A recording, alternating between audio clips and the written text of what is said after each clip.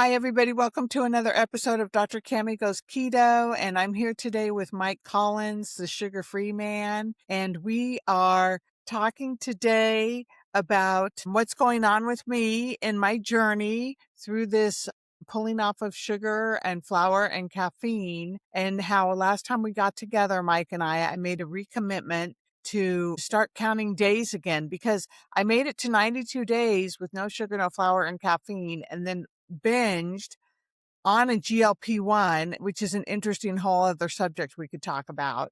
And then I was off and on for a couple of weeks, and then recommitted on our last meeting and was off and eating ultra processed foods for a couple of times.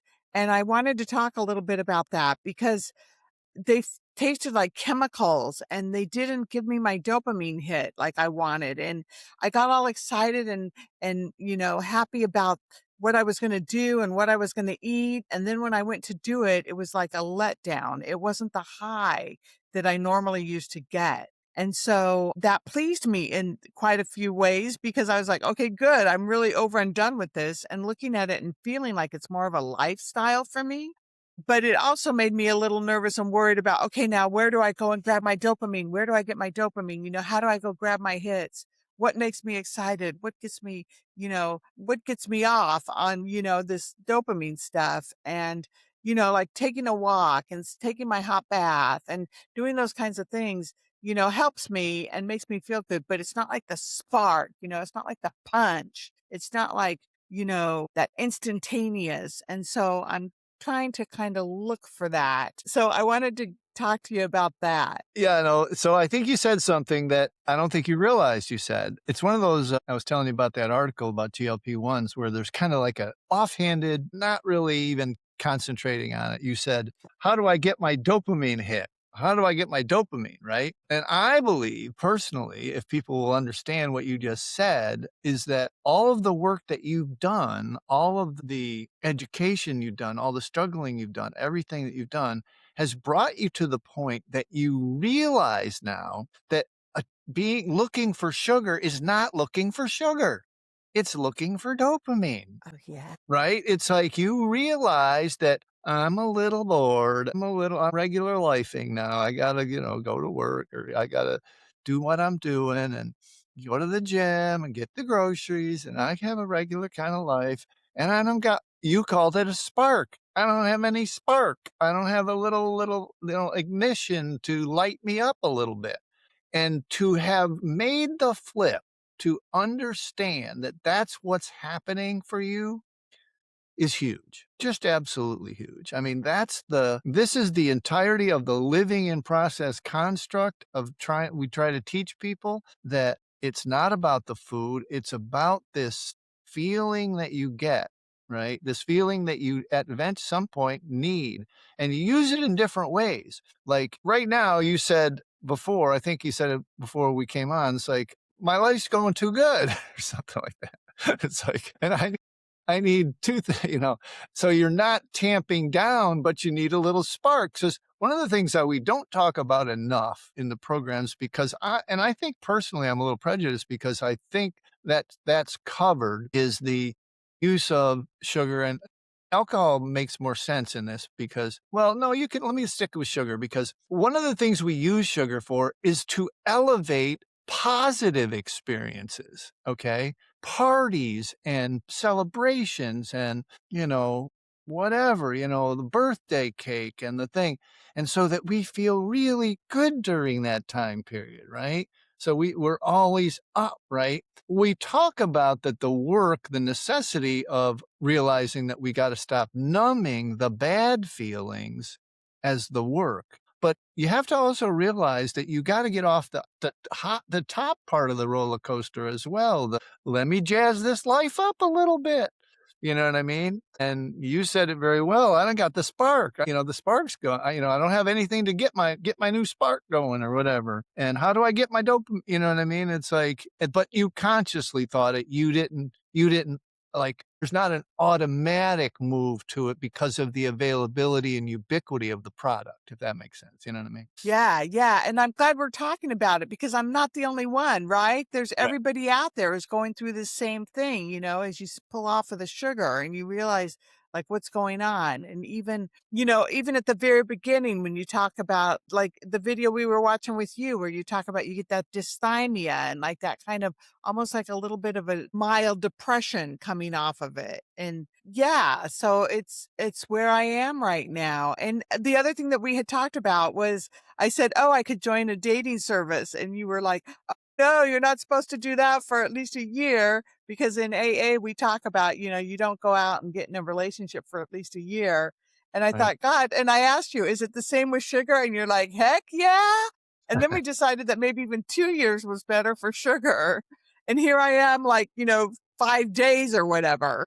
Well, it follows the same emotional dysregulation theme. I mean, it's like people kill other people, they lose presidencies of the United States. People do stupid shit for the jazz of emotional or sexual or, relationship stuff because they're what? They're searching for dopamine. You know what I mean? They're Yeah. searching for whatever, they're searching for that makes them feel a little bit better for a minute or two. It's the same process, basically, the same distraction, the same addiction, whatever you want to call it, dependency, unconsciously thinking that, you're looking for sex or you're looking for relationships. And in our case, in our program, because of the majority of our folks are women, it is the relationship stuff, the codependency stuff, the giving too much, the fawning. Those are the issues that are affecting the dopamine, you know what I mean? And so again, this boils down to being a dopamine dysregulation problem, and we kind of know this. And serotonin and oxytocin. Stumbled across a woman who kept bombing my feeds, advertising her book, who's leaning more into the serotonin being part of the problem. And I believe they all are. And I don't know how I'm never really good. It sounds like George Carlin, but I've never been really good at. But this one seemed to come rolling right off the tongue. Dopamine, serotonin, norepinephrine, GABA, oxytocin, adrenal glands, endorphins, cannabinoid receptors. All of the brain and body things in the body are affected by sugar. And when we try to get off it, we don't have a clue how our holistic, natural factory settings for our emotional life work. We just don't. I mean, we are divorced from them. We're separated from them because they have been ubiquitously manually manipulated by sugar. Wow. Yeah. I mean, and that's the recovery. That's the change. That's the if you want to say it in a derogatory almost way, that's the growing up part of it.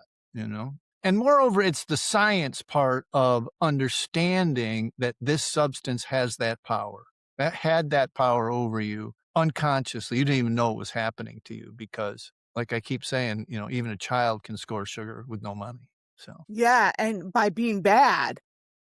yeah, by being bad, by being sneaky, by being all of these things that appear to be your behavior. In Wow, so drugs and then alcohol, you're stealing money to get the stuff, and that's another thing, like how, you know, dangerous is some of the behavior, this unconscious behavior, right? It's super dangerous because you're basically eating yourself to death for dopamine, not for like nutrition. And anyway, it's not like you're eating to feed yourself, like to nourish yourself. You're doing it for, to manipulate how you're feeling good, like we talked about at the beginning, or bad, to cover up the bad. yeah, and it's kind of mind-blowing what I'm realizing in this video because that means that from an early age, right, from like 2 or 3 years old, as soon as you started eating food, right, you were I've been emotionally dysregulated Yes.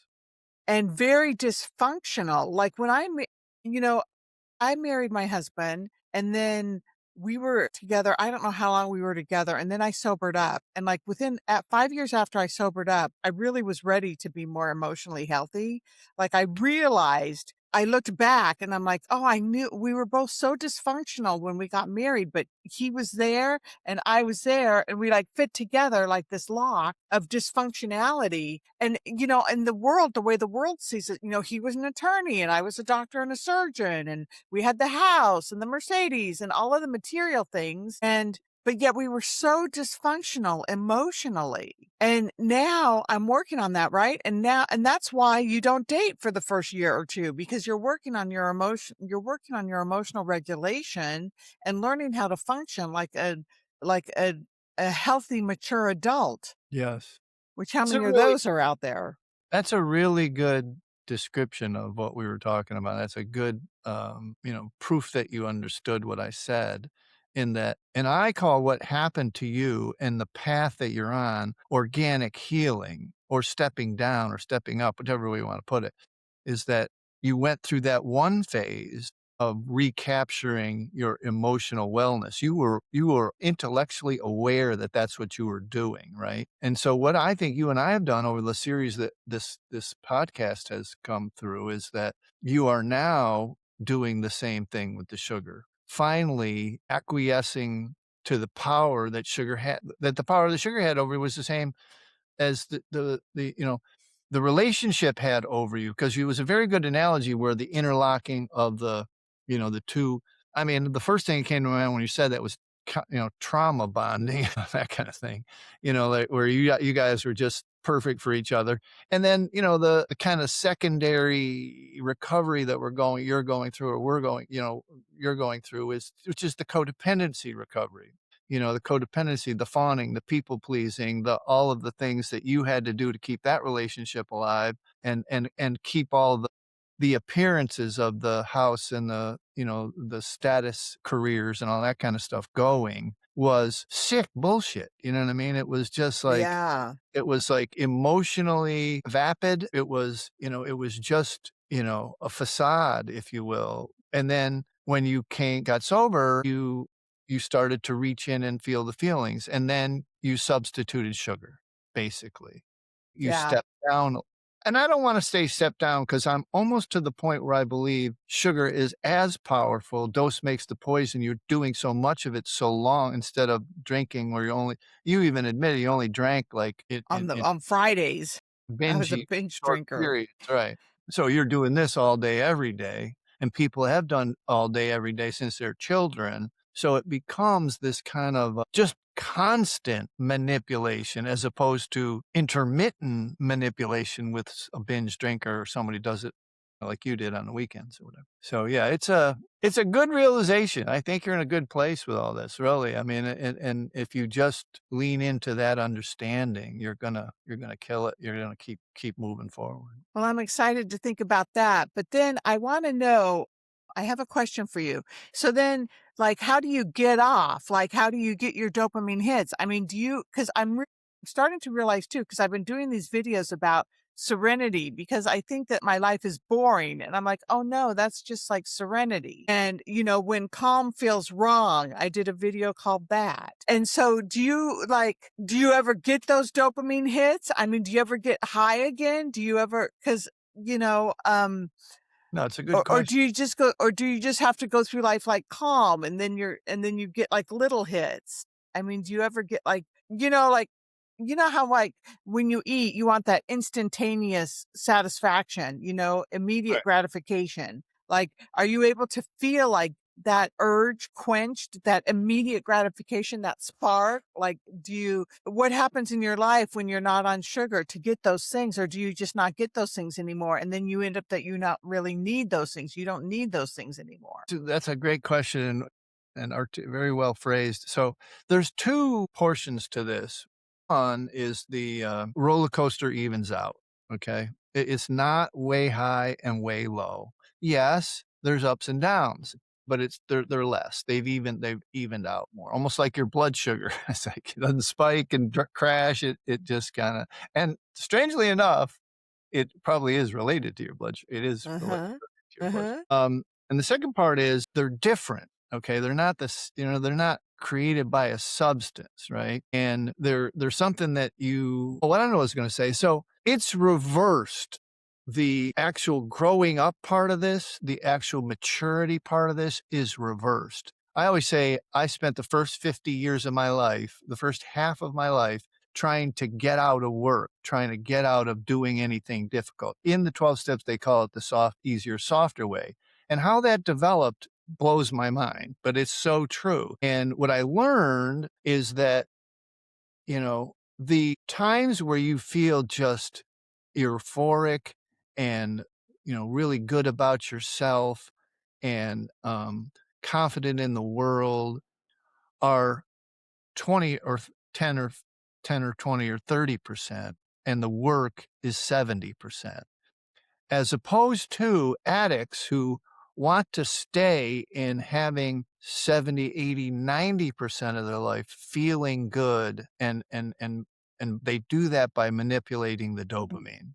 That creating the dopamine and creating that peace and creating that confidence and creating that good feeling and that all is right with the world, those ratios are reversed in real life, in mature life, in grown up life, right? They're reversed. In other words, you have to work and exercise and eat right and, do what you're going to, tell people you're going to do, be responsible, be adult, be grown up. And then you get to enjoy those 10, 20, 30% times in your life where you are, feeling good, and you can't and you shouldn't be able to create it in an instant with a substance. That is an anomaly that is attacking the million years of evolution that the reward system was created for. It was Yeah. created for the work, the work, the work, and then the relax, enjoy part, different, much smaller ratio, totally reversed ratio. But we're so living right now in An instant reverse, gratification society. and we Yep. want that hit. That's like, when you talk about living in process and learning how to, you know, okay, so like I'm starting to adult. My adulting Right. is starting to blossom. Yeah, exactly, exactly. And the whole it's like a warm memory back to sneakiness of childhood, you know what I mean? It's like, and you don't do it conscious, you don't say like, "My little duck," where you're in you stole it from the cookie jar and you're in the bed under the covers eating the cookie. Oh, yeah. It's like but it does resemble this. And I hope maybe a lot of people are seeing this as I say this, that this kind of, and then we also talk about the F it, when you get to F it and you say, screw this, and I'm just going to do it. You're like, I feel bad and I want to feel good and I'm going to do this to do it. And you don't say it that way to yourself. You just say, F it, I'm going to have a cookie. You know what I mean? You don't like walk through it and say, and I do that analogy of like on a beer on a Friday where you had a crappy week, you say, I'm going to have a beer, I'm going to forget about all this stuff. That's conscious. The sugar thing is totally unconscious, usually until we get where you are, where you're aware now, right? Yeah. They're Yeah. like, oh, let me just have a chocolate. Let me just have this on the way home. It's not a big deal. Well, You're and like, then yeah, when you get really bad toward the very end, you get to where you can't have it, you get to where you, like, have to. right. Right. That's end stage addiction. Like you just have to have it. And one of You the don't things function. you don't function. One of the things about the the evolutionary biology of all this is this bottom line that when you feel that, you almost feel like you're gonna die, like you're not gonna get enough food or nutrition. You're not gonna, it's like you're depleted your dopamine stores. You've dysregulated your serotonin. All of these things are all screwed up, and the result is like this need, this like and it's withdrawals, but it's the need to have the crap, right? You got to have it. And you don't think of it that way. You don't do the beer on a Friday thing. You think you just like, you can feel it on your tongue. You feel it, like you're Mhm, in your down mhm. your throat if it's a hot summer day and you want to have a Coca-Cola, you're like, wouldn't that be nice? You're thinking of the Coca-Cola down the throat. You're thinking of the chocolate on the tongue. You're thinking of the ice cream smoothness. You're thinking of the crunchy cookie. You're not thinking, "I need to feel a little better." It manifests itself as a craving for a substance, whatever your favorite delivery system is. Yeah. Wow. What a great video today we did talking about this addiction to sugar and seeing where I am in my journey. I'm really excited. Part of me is so excited to not have the roller coaster, and to have my life be nice and smoothed out a little bit because life comes anyway. Life comes with all of its difficulties and all of its joys too, but it's up and down enough without your body having to be up and down. Yes, absolutely. That's a well put. Your life is a roller coaster anyway. You don't wanna be adding to it. Yeah. All right. So then maybe our next video when we get together again, because before we were taping, we were talking about the GLP-1 that I'm on and Yeah, how we're really concerned about that being the new latest addiction and how we're starting to realize, the long-term effects of what that's going to be doing on the dopamine, serotonin, norepinephrine, cortisol, and all those things that you right. get to rattle off.